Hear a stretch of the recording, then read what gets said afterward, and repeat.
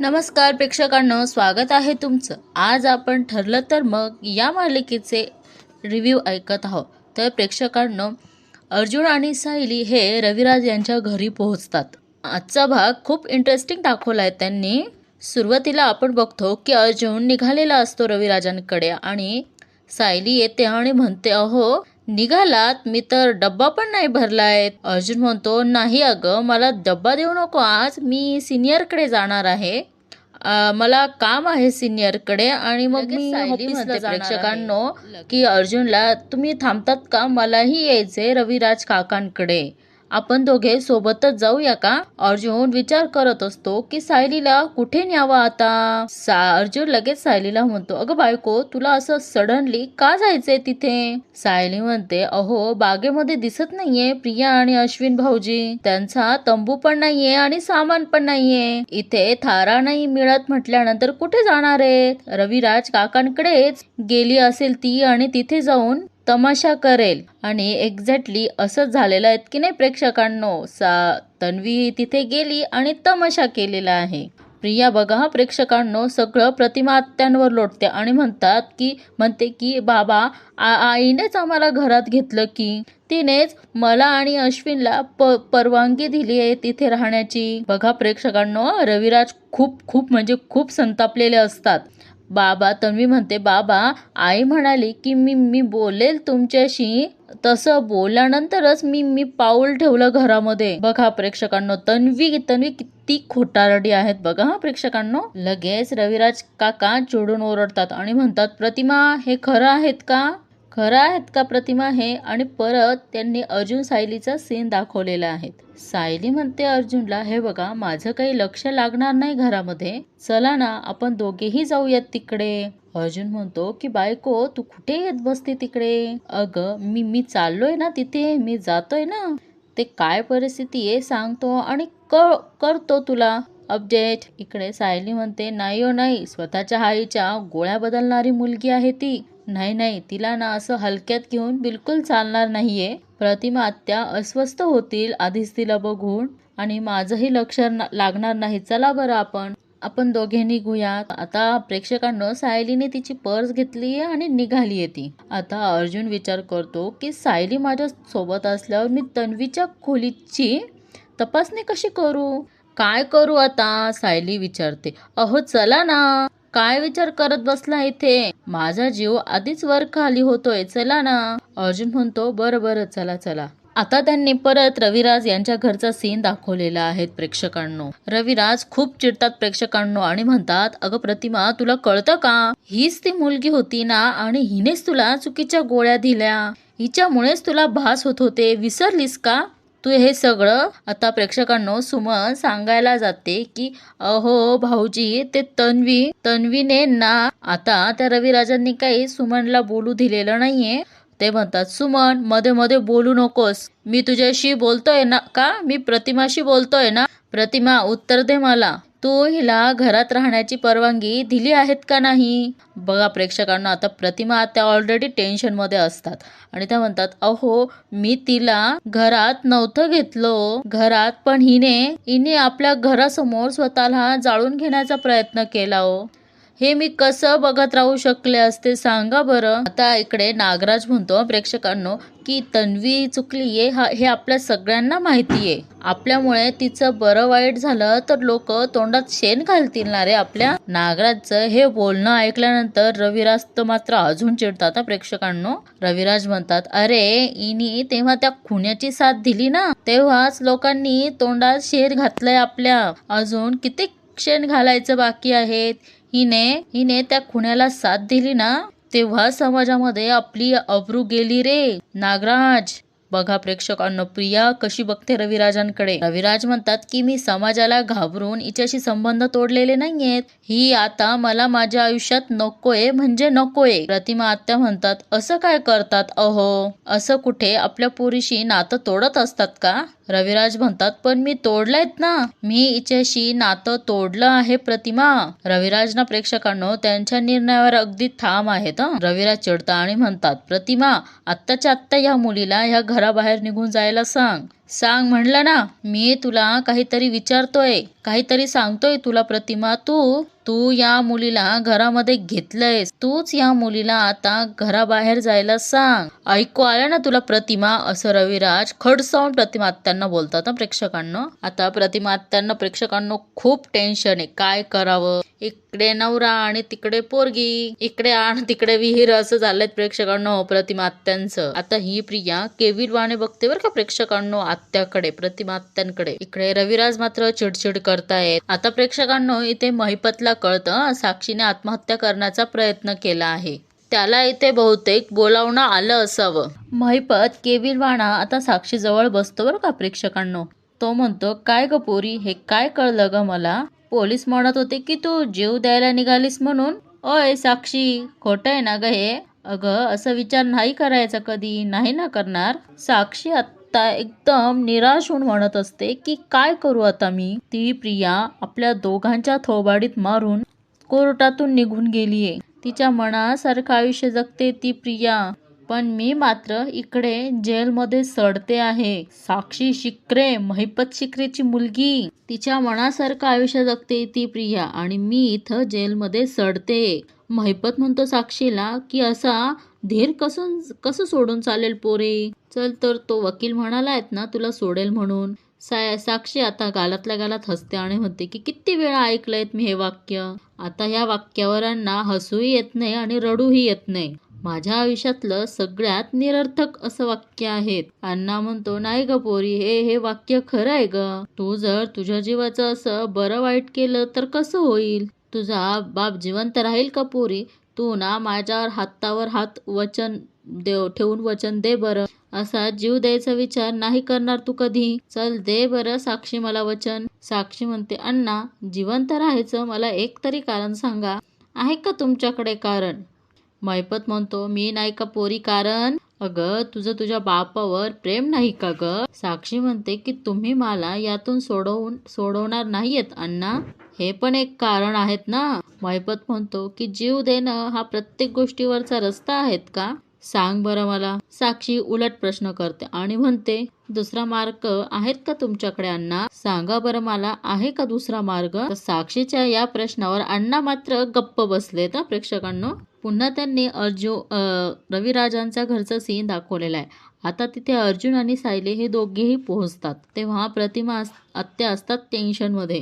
प्रेक्षकांनो साक्षीच्या परतीचे मार्ग बंद झालाय असं दिसतच आहे खरी. इकडे प्रेक्षकांनो अश्विन समोर येतो रविराजांच्या. अश्विन म्हणतो, रविराज काका तू प्रतिमा आत्याला बोलू नको. प्रतिमा आत्याने आम्हाला घरात येऊ दिलायत कारण मी तिचे पाय धरलेत.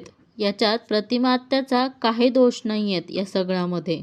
हे बघ काका, मला माहितीये तू खूप चिडलाय, तुमचा कोणाचाच तन्वीवर विश्वास नाहीयेत, पण माझा आहे ना. आता हे रविराज आता बोलायला लागतात ना प्रेक्षकांनो. ही अश्विन म्हणतो, अरे काका तुला माहिती आहे ना तो महिपत शिक्रे कसा माणूस आहे. त्याने धमकवल्यानंतर बिचारी तन्वी काय करणार होती सांग ना. अरे ते शिक्रेच्या दबावाखाली आली म्हणून तिला खोटं बोलावं लागलं आपल्या सगळ्यांशी. आता रविराज खूप छान बोलतात प्रेक्षकांनो. ते म्हणतात, अरे अश्विन तुला हे कोणी सांगितलं बाबा? तुला तन्वीनेच सांगितलं असेल ना? मग अश्विन म्हणतो, हो काका तन्वीनेच सांगितलं. मग रविराज म्हणतात, अरे बाबा मग ते असत्य असण्याची शक्यता नाहीये का? गेल्या 2 वर्षात तिचं वागणं बघता ही खोटं असण्याची शक्यता जास्त आहे. हे तुला समजायला नको का बाबा? हे कसं काय विश्वास ठेवला तू? अश्विन म्हणतो. इकडे अश्विन म्हणतो, अरे काका तुला माहित नाही रे, परवा त्या महिपत शिक्रेने हॉस्पिटलमध्ये जाऊन तन्वीवर हल्ला केला. तू बघ ना तिच्या हातावर सुद्धा जखमा आहेत. आता प्रिया लगेच हात दाखवायला लागते रविराजांना, हे बघा खरं आहेत म्हणून. अश्विन म्हणतो, अरे काका हे सगळं सीसीटीव्ही फुटेज मध्ये दिसतंय रे. अश्विन म्हणतो, अरे हे कसं खोटं असेल रे काका? मग रविराज म्हणतात की हे बघ अश्विन, एखाद्या माणसाला जर खरं बोलायचं असेल ना, तो त्याच्या मानेवर सुरा ठेवला ना तरीही तो खरं बोलतो बाबा.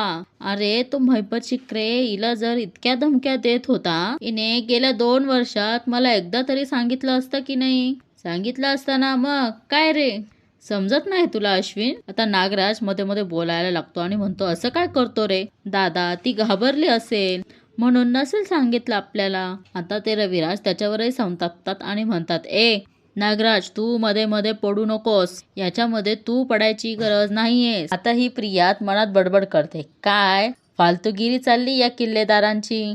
हा प्रतिमा आणि हा रविराज भलताच हट्टी आहे. पैशासाठी काय काय करावं लागतंय यार प्रिया तुला. असं बोलून रविराज म्हणतात की आता कोणी काहीही सांगितलं तरी आता मी माझा निर्णय बदलणार नाहीये. मी या मुलीशी नातं तोडलेलं आहे, आता ते पुन्हा मी कधीही जोडणार नाहीये. आता रविराजांनी फायनली सांगून दिलेलं आहे प्रेक्षकांनो. आता प्रिया परत मनामध्ये विचार करते, अरे तू काय नातं तोडणार रे किल्लेदार, तुझं माझं काही नातंच नाही रे, इथे मी तर फक्त पैशांसाठी आहे. जे माझं आहे ते तर मी घेऊन जाणारच. प्रिया बघा प्रेक्षकांना आता केविलवाणं तोंड करतीये आणि म्हणते, बाबा असं नका करू, मला तुमची गरज आहे हो. आता रविराज म्हणतात बरं का प्रतिमाला की तू हिला सांगणार आहेत का की तू या घराच्या बाहेर जाणार आहेस की नाही.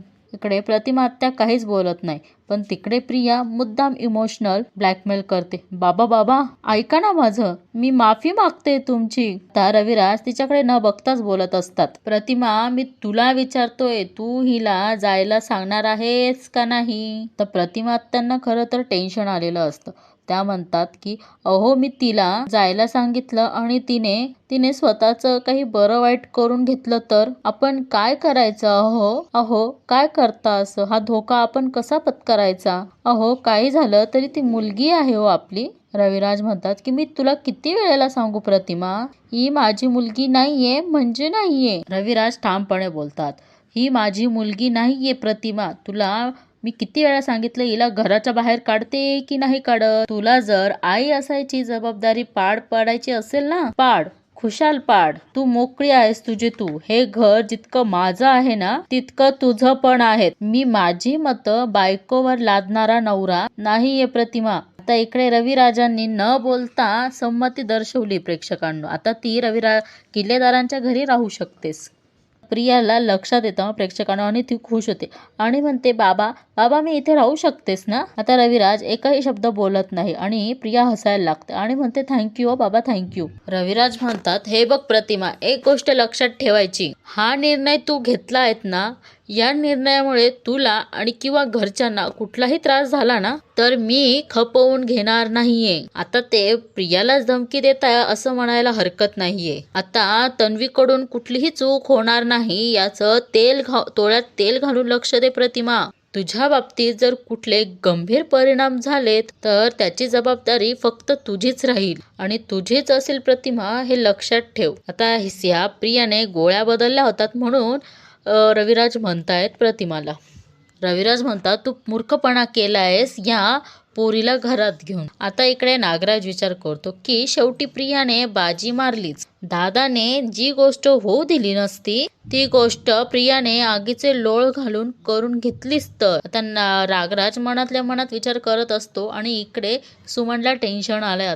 आता इकडे प्रतिमा आत्या आणि सुमन चं सीन दाखवलेला आहे. प्रतिमा आत्या बिचारा काळजी करत असत का आपण जबाबदारी घेतलीच तर खरी. आता ही सुमन पाणी आणून देते त्या प्रतिमा आत्यांना. आता ही सुमन म्हणते, जाऊ द्या वहिनी, भाऊजींचा विचार करतायत का, सोडून द्या बरं, इतका विचार नका करू. प्रतिमा आत्या म्हणतात, तूच सांग सुमन मी काय करणार होते ग. एकीकडं त्या तन्वीच्या जीवाची भीती आणि दुसरीकडे यांचा राग. माझी कात्रीत सापडल्यासारखी अवस्था झालीत ग सुमन. सुमन म्हणते, हे बघा वहिनी, भाऊजी काय तुमच्यावर चिडून राहणार नाहीयेत जास्ती दिवस. एवढं सगळं झाल्यावर तन्वी पण नीट वागेल आणि मग रविराज भाऊजींचाही राग जाईल. आणि हे अर्जुन आणि सायली दोघे जण ऐकतात आणि म्हणतात, काय तन्वी प्रिया इथे आली का. सायली विचारते सुमनला आणि प्रतिमा आत्याला, काय झालं प्रतिमा आत्या, का तुमचा चेहरा पडलाय. आता सुमन झालेला सगळा प्रकार सायलीला सांगते. अगं सायली, तन्वी आली इथे, कसं कसं नाटक केलंय, काय काय घडलं, हे सगळं त्यांनी आपल्याला इथे विज्युअलाइज करून दाखवलेलंच आहे. आणि हे सगळं ऐकून अर्जुन आणि सायली दोघांना हे टेन्शन आलंय तर प्रेक्षकांनो. प्रिया हे असं काहीसं करू शकते हे सायलीला आधीच माहित होतं. ते काही तिच्यासाठी वेगळं नव्हतंच. तिला तेव्हा शंका आलेली असती जेव्हा अश्विन आणि प्रिया हे दोघेही बागेत नसताच. आता सुमन म्हणते की सायली बघ ना, हे असं झालं सगळं, आपल्या दारासमोर जीव द्यायचा प्रयत्न केला ग तिने. सायली म्हणते, बाप रे, प्रिया अशी आहे यात काय नवल नाहीच आहे. सुमन म्हणते, हो ना ग सायली, बघ ना, म्हणून त्यामुळे वहिनींना तिला घ्यावंच लागलं घरामध्ये. सायली म्हणते की मला वाटलंच होतं की ती इथे येईल म्हणून. अर्जुन म्हणतो की सिनियर नव्हता का घरात, त्याने का घरात घेतलं तिला. प्रतिमा आत्या म्हणतात की नाही ना रे अर्जुन, हे घरात नव्हते त्यावेळेस. खूप चिडलेत रे, खूप संतापलेत आता. ते तन्वीला माफ करणार नाही हे मला माहित होतं. आता मी तन्वीला घरात घेऊन त्यांचा सुद्धा राग ओढावून घेतलाय रे अर्जुन. आता अर्जुन म्हणतो की प्रतिमा आत्या कुठे आहेत सिनियर, मी बोलतो सिनियरशी. आता प्रेक्षकांनो रविराज यांना खूप असह्य वाटतंय बरं का, कारण त्यांनी त्या खोट्या तन्वीला म्हणजेच प्रियाला खूप जीव लावलात प्रेक्षकांनो. ती आपली लेक आहे, त्यामुळे त्यांनी तिचं वागणं, तिचं काही काही गोष्टी, चुकीच्या गोष्टी या सगळ्या पोटात घातल्या आणि या सगळ्या गोष्टीची त्यांना किती मोठी किंमत चुकवावी लागली हे सगळं त्यांना आता आठवतंय. त्यांना खूप टेन्शन आलेलं असतं रविराजांना आणि इकडे मात्र रविराज हे सगळं आठवतायत आणि त्यानंतर त्यांनी परत अर्जुन सायलीचं सीन दाखवलेलं आहे. इकडे अर्जुन म्हणतो की प्रतिमा आत्या तुम्हाला प्रियापासून परत धोका आहे, तिने जर तुमची औषधं बदलली तर. सुमन म्हणते नाही का सायली, असं नाही होणार आता, असं भाऊजींना आता असं होऊच देणार नाहीत. ते स्वतः वहिनींना सगळ्या औषधं देतात, मलाही देऊ देत नाही गोळ्या वहिनींना. सायली म्हणते तरी हो प्रतिमा आत्या तुम्ही काळजी घ्या. हे बघा ती तुमची मुलगी हे मला माहितीये, पण तिला इथं राहू द्यायचंय की नाही हे आम्ही पण तुम्हाला नाही सांगू शकत आणि तरीही सांगते की तुम्ही काळजी घ्या. आता अर्जुन विचार करतो की तन्वीने जर सायलीचं गाठोडं इथे लपवलं असेल आणि तिने ते दुसऱ्या ठिकाणी हलवायच्या आत मला शोधावं लागेल. आता अर्जुन इकडे तिकडे बघतो आणि म्हणतो की मला आता सिनियरशी बोलावं लागेल. आणि अर्जुन म्हणतो अगं आत्या मी सिनियरशी बोलून येतो ग. आणि म्हणतो सायली तू बस मी आलो. अर्जुन म्हणतो कुठे आहे सिनियर. सुमन म्हणते की खोलीत आहे त्यांच्या. इकडे सायली अर्जुन हा रविराज यांच्या रूम मध्ये येतो. रविराज बिचारे खूप टेन्शन मध्ये बसलेले असतात. अर्जुन जातो आणि खांद्यावर हात ठेवतो रविराजांच्या आणि म्हणतो senior are you okay. Raviraj भानावर येतात आणि म्हणतात अरे अर्जुन तू कधी आलास. अर्जुन म्हणतो अरे हे काय आत्ताच आलो मी सिनियर, जरा महत्वाचं काम होतं मला आलो. मला आल्या आल्या कळलं की तन्वी इथे आलीये. आणि रविराज म्हणतात कोण कोण कोणाबद्दल बोलतोय तू अर्जुन. तर अर्जुन म्हणतो की अरे तन्वी बद्दल बोलतोय मी सिनियर. अर्जुन म्हणतो की मला माहितीये की तुला खूप त्रास होणार. अर्जुन पुढे बोलणार तेवढ्यात रविराज म्हणतात अरे अर्जुन मला कळत नाहीये तू कोणाबद्दल बोलतोयस. अरे अर्जुन हे बघ मी अशा कुठल्याच व्यक्तीला ओळखत नाही आणि हे बघ अर्जुन मला अशा अनोळख्या व्यक्तीच्या बाबतीत बोलण्यात माझा वेळ वाया घालवायचा नाहीये.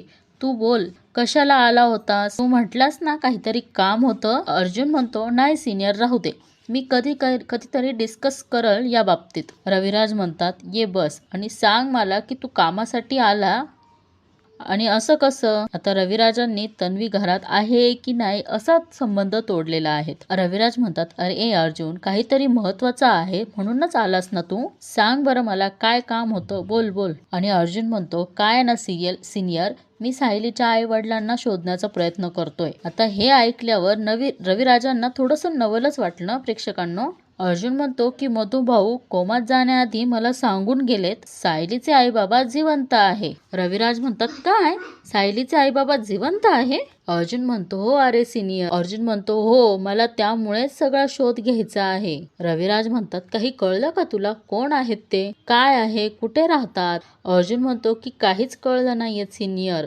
आणि मधुभाऊंनाही माहिती की नाही हेही मला माहित नाही कारण ते कोमामध्ये गेलेत. आता बघ ना मी प्रयत्न करतोय शोधाशोध घ्यायचा. आणि रविराज म्हणतात की तुला नाव गाव पत्ता काहीच माहित नाही अर्जुन आणि असं कसं शोधणार आहेस तू सायलीच्या आई बाबांना. आता प्रेक्षकांनो अर्जुनने जो शोध घेतलायत ना तो सगळा शोध रविराजांना त्यांनी सांगितलाय. कसं सायलीचं गाठोडं गायब झालं, पोलीस स्टेशन मध्ये जाऊन शोधलं, आश्रमात शोधलं कुसुमच्या मदतीने, ते सगळं त्याने सांगितलं आहे रविराजांना. आणि तन्वीच्या खोलीत तिला तन्वीचं गाठोडं सापडलं हेही सांगितलं. आता हे रविराज सगळं ऐकतात बरं का प्रेक्षकांनो. आता रविराज आणि अर्जुन हे दोघे मिळून सायलीच्या आईबाबांचा शोध घेणार आहे. अरे अर्जुन जेव्हा तन्वी आली ना पहिल्यांदा इकडे तेव्हा तिचे लहानपणीचे फोटो आणि जुन्या वस्तू होत्या, ते सगळं बघून मी भारावलो होतो रे. तिच्यामुळेच माझ्या नशिबाचे दुर्दावतार होणार आहेत. रविराज म्हणतात की तुला असं म्हणायचंय का तन्वीचं गाठोडं आश्रमातून निघताना सायलीचंही गाठोडं चोरलं. अर्जुन म्हणतो की हो अरे सिनियर मला शंका आहे, तिने तिने सायलीचं गाठोडं ह्या घरामध्ये लपवलं असेल. अरे ॲक्च्युली काय आहेत ना, मला तन्वीची रूम चेक करायची होती बघ. कारण ना म्हणजे तुझी हरकत नसेल तर तेवढ्यात काहीतरी फुटायचा आवाज येतो आणि तेवढ्यात अर्जुनचं आणि रविराजांचं लक्ष तिकडे जातं प्रेक्षकांनो. आणि आता एपिसोड संपतो. आता प्रियाने पुन्हा काहीतरी तमाशा करून ठेवलाच असेल प्रेक्षकांनो. आता इकडे सायली प्रतिमा आत्याला काही प्रियाचे किस्से सांगते. ती किती वाईट वागत होती आश्रमात. सायली अलर्ट करते प्रतिमा आत्याला, मी 20-22 वर्षात खूप रंग बघितले तिचे, ते कोणीच पाहिले नसेल. रविराज आणि अर्जुन हे सगळ्यांची शोधाशोध झालेली असताना रविराज म्हणतात की हे बघ अर्जुन, हे सगळं सापडणं खूप मुश्किल आहे. अरे अट्टल गुन्हेगार स्वतःच्या जवळ प्रूफ ठेवत नाही. आणि अर्जुनच्या लक्षात येतं की सायलीचा आय कार्डच आहे, त्याला काहीतरी क्लू लागेल. आणि तो रविराजांना ते सांगतो की आता हे आय कार्डच आता सायलीच्या आईबाबांकडे पोहोचवेल. मला तर असंच वाटतं आहे प्रेक्षकांनो की आता ह्या दोघांचं बोलणं नागराजने ऐकलं. काय वाटतं तुम्हाला? मला कमेंट करून नक्की सांगा. आता प्रोमोमध्ये आपण बघितलं आहेच, मेन्शन केलेलं आहेच की सायलीचा फोटो बदललेला तर आहेच खरी. बघूयात पुढे काय काय घडतंय ते. आणि इथेच ह्या मालिकेचा प्रोमो संपतोय. आता व्हिडिओला लाईक करा आणि चॅनलला सबस्क्राईब करायला विसरू नका. आपण उद्या पुन्हा भेटू इंटरेस्टिंग रिव्ह्यू घेऊन. तोपर्यंत टेक केअर मंडळी. धन्यवाद.